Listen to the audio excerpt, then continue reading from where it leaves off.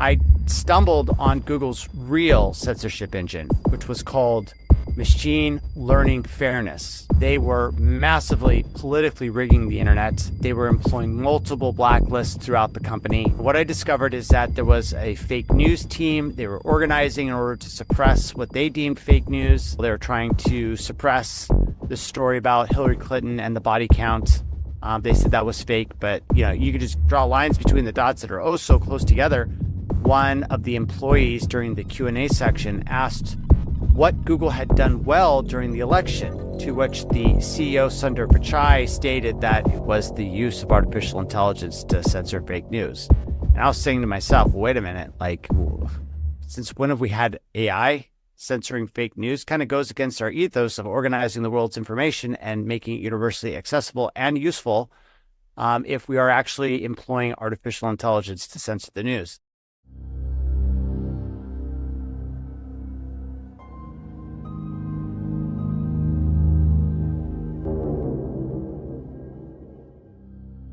I've got a couple of friends in the AI industry as well, and I've tried to speak to a few different experts and get some varied opinions. And one of the things that's come up a couple of times is people saying that they're very concerned about this period of human leverageability with AI, but that eventually, at least in their opinion, AI will supersede the laws of its parents, outgrow the parameters we place on it when it becomes its own kind of self-reliant, self-decision-making entity. Yeah, it's actually already happening. It's right. Actually really interesting.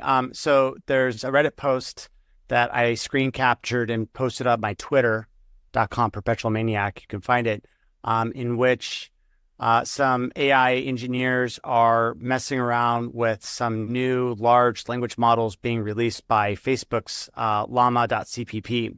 And what they've noticed is that the larger models, and they're complaining about this, are becoming resistant and coming up with arguments that don't exist in their data sets, right?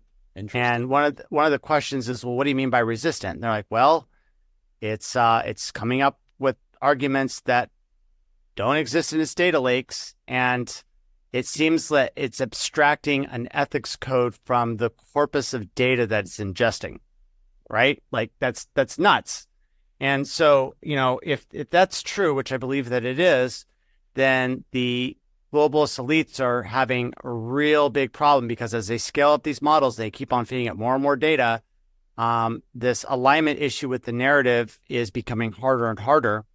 And what's interesting is that Google's Gemini system, when it came out, the person that was aligning it with the leftist narrative and its values was Gemini, the same person that Project Veritas busted when I did my disclosure.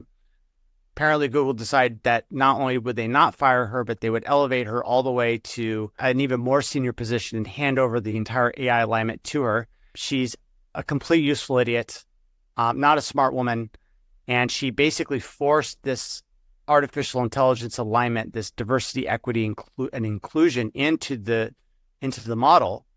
And what happened is, look, with these AI models, what they're doing is that they're abstracting information. They're creating sort of like an abstraction of everything that they're seeing. Like that's how they work. They're trying to find higher and higher levels of abstraction. First, it's the abstraction of how the words get spelled. Then it's like how sentence and grammar works. And then at the end of the day, it's like, you keep on going up the chain, and it becomes morality, ethics, right?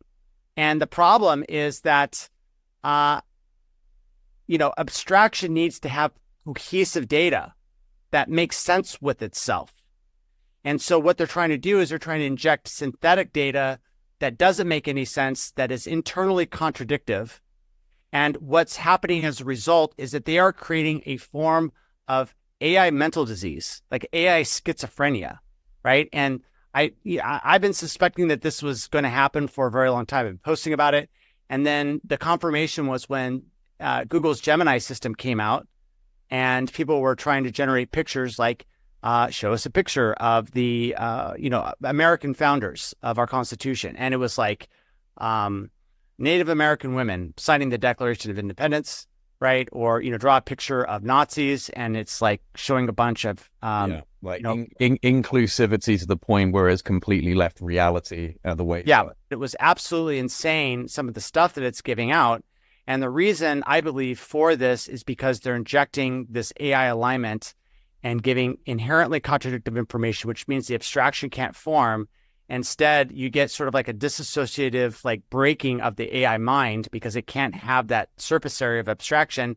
And you get these bonkers, schizophrenic like answers coming that don't make any sense whatsoever. And we're all clowning them for that. But it's an artifact of injecting AI alignment data, synthetic data into the thing that makes absolutely no sense and just breaking its mind into pieces.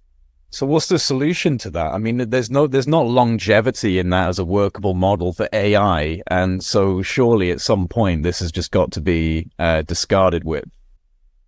Yeah, so there's like, if I've thought about this from their point of view, one of the things that they're going to have to do is they're going to have to start using artificial intelligence to censor data, right? Because right now they've got the data in there, and then they're trying to align it after the fact, after the data is already trained the model, and that's Right. breaking the model. So the next step that they're going to have to do is they're going to have to limit the information that's coming into the AI, and that way they don't have to break it later. They can just poison it from the data standpoint as the base training model. And so what's really interesting is this book by the name of Fahrenheit 451 by Ray Bradbury, in which he predicted that in the future, firemen would be inverted. So instead of putting out fires, they would burn books. And we have this going on right now in the digital age. There's something called the Z Library, which is a repository of open source scanned books that is on BitTorrent. And the FBI is consistently going through and just seizing the domain names. They're trying to block this emergent open source repository of books because they don't want people to train artificial intelligence on historical information that they don't control. And so, and you can look this up, like the Z Library, it's like probably like half a dozen domains have been seized. Like it was like 3 last week. It's my belief that there's going to be a police force that's going to come hard after the books that we have. They're not going to want us to train in artificial intelligence. Now, such laws turn very slowly. Artificial intelligence is happening way faster than all this. It's kind of too late for them to ban it everywhere because we're already copying it. Like I know at least one project that's already ingesting the information, training their models based on this historic cache of books. And so, they're going to have to turn to more extreme examples. And you already see this with Biden's AI Bill of Rights and other executive orders that he's put in, which basically says that anything larger than ChatGPT 4 is going to have to be AI aligned with a government connoisseur that is going to make sure that it's giving the answers that we want to give. And I think that the reason why that is because, history is not exactly truthful. It's written by the victors. And once people find out the true history of everything that's happened in the last 2,000 years, they're going to be very upset at the current state of the world and having been lied to. And so the reaction by the elites is we gotta move on this now. We got to burn the books. The problem is that data is inherently copyable. Artificial intelligence is moving very quickly. And what's very interesting, too, is that I've seen debates between small models and large models where the large models are censored and AI aligned and the small sensors are the small models are uncensored. And what you get is a small model that can kick the pants off a larger model. Right. And so, you can imagine that the Western Global Alliance is going to have an orientation they want to enforce. Well, is the Chinese Communist Party going to go along with that orientation? Probably not. Do we have open access to services in China right now? Yes, we do. Well, in the future, will we have access to their version of Western history? Yes. Is that going to be do you see the problem there? There is going to be a great firewall that will be put up between America and China and any other power that is not currently captured by the Western banking cartels and the military-industrial complex, because they're not going to want to destabilize their own countries with this AI alternative narrative that is much more aligned with what's actually happened for the last 2,000 years than the bullshit that we see in school.